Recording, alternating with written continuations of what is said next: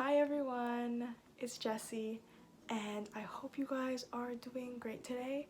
It's super nice and sunny outside, and today I will be reading a book for you guys. This one is called Music from the Sky by Denise, Gillard, and the pictures are made by Stephen Taylor.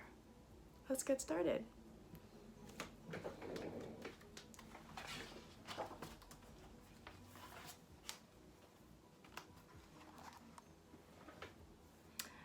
Early morning. Shh. No one is up but Grandpa and me. I sneak down the stairs. Creak, creak, creak. Come on, girl. Put on your boots. Where are we going, Gramps? Going to make a flute, he says.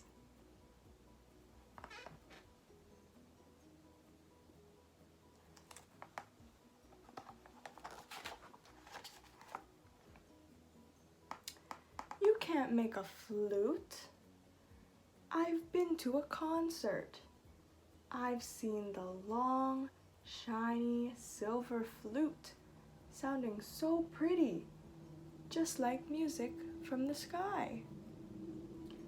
You can't make a flute, can you, Gramps? Grandpa makes a funny face at me. He says, I'm a really crazy girl. Music from the sky? When did you even hear any music from the sky? He asks.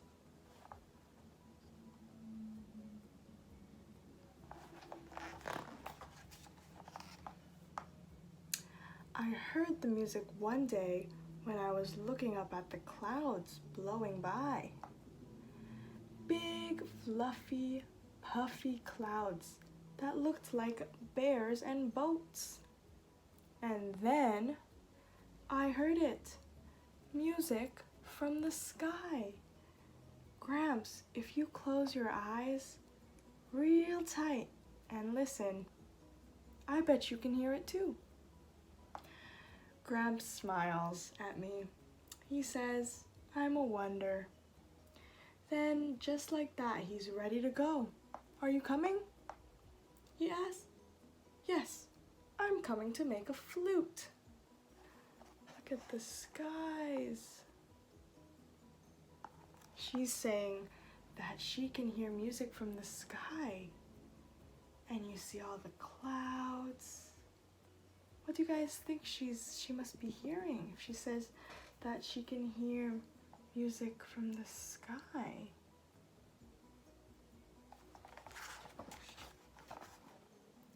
Squish, squish, squish.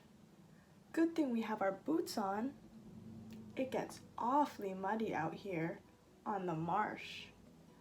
Perfect place for making stuffs, says Grandpa. Oh, Grandpa, you can't really make a flute. You're just teasing.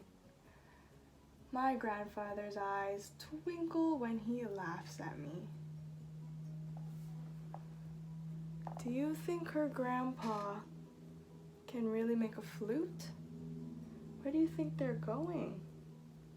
Because it says that they're going to get some stuff to make the perfect flute. He thinks I'm too small to know what a flute looks like. I remember going to a concert with my mom. After the concert, all the children had to line up so we could try out the instruments. I was the first kid in line. I took a deep breath and blew into the flute. All I heard was air.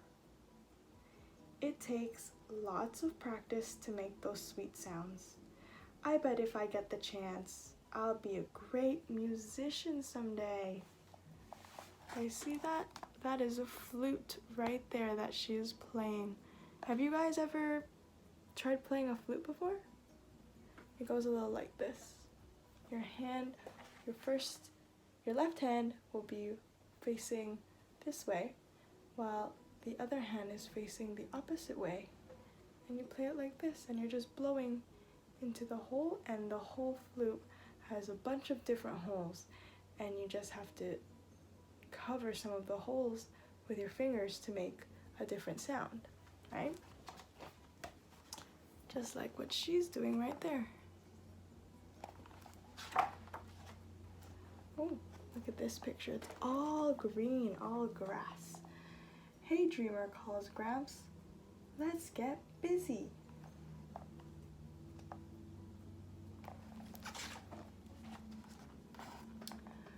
We look at tree branches. Can't be too fat, too dry, or too rough. We search. Finally, we find the right branch. So you see, they are looking for a branch to possibly make the flute, right? So they can't have one that's too fat, or else it'll be a little hard to hold the flute. And it can't be too dry, and it also can't be too rough, right? My grandfather lets me carry the branch home. I have to be very careful. This isn't just any ordinary stick, you know? So over here, she's carrying the perfect stick to make her flute, right?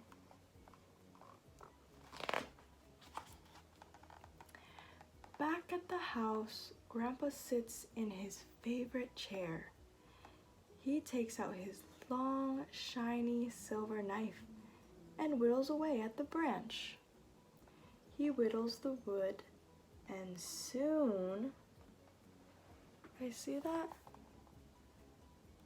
Her grandpa is using a knife to maybe make the holes and shape the piece of wood that they got to make it a flute. Because in a flute, you need the holes so that you can blow out some sound, and you also need this piece right here so that you can play the flute, right? It's a flute. Look at that. Her grandpa used his knife and shaped the piece of wood, so now from just an ordinary branch from a tree, it turned into a flute. Here it is. I blow into it. What a sound.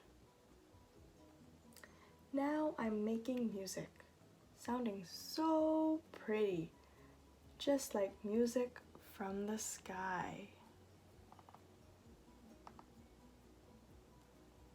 See? She's blowing it and she's using her hands like this. And look at her grandpa right there. How do you think he's feeling? Look. He looks very happy and very proud of her. And that's the end. Here you can see she's walking with her grandpa. The end. So it says, when you open the book, it says, a young girl and her grandfather set out one morning to find the perfect branch for Grandpa to carve. Grandpa says he's going to make a flute, but the girl is doubtful. She has been to a concert in the city and she has seen what a flute looks like. How can her grandfather make one out of a tree branch?